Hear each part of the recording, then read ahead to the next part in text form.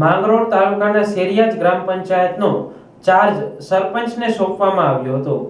માંગરોળના શેરિયાજ ગામે ઉપસરપંચની ચૂંટણી યોજાઈ હતી, જેમાં અશોકભાઈ શકરાભાઈ મકવાણાની બિનહરીફ વરણી કરવામાં આવી હતી।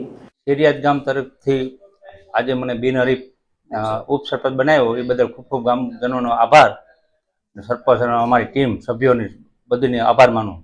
વિકાસના કામ કરીશું ભાઈ। માંગરોળના શેરિયાજ ગામે ગ્રામ પંચાયતની 10 સદસ્યો સાથેની બોડી રચાઈ હતી। શેરિયાજ ગામના સરપંચ તરીકે માજી સૈનિક શરવણભાઈ ભાયાભાઈ વાડલિયાએ ચાર્જ સંભાળ્યો હતો। હું આખા ગામના સાથ સહકારથી હું સરપંચ તરીકે ચૂંટાયો છું।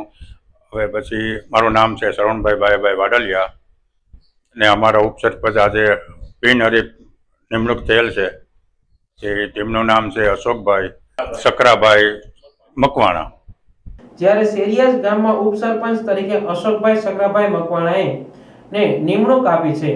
શેરિયાજ ગ્રામ પંચાયત ઓફિસે તાલુકા પંચાયત કર્મચારીઓની ઉપસ્થિતિમાં મીટિંગ યોજાઈ હતી।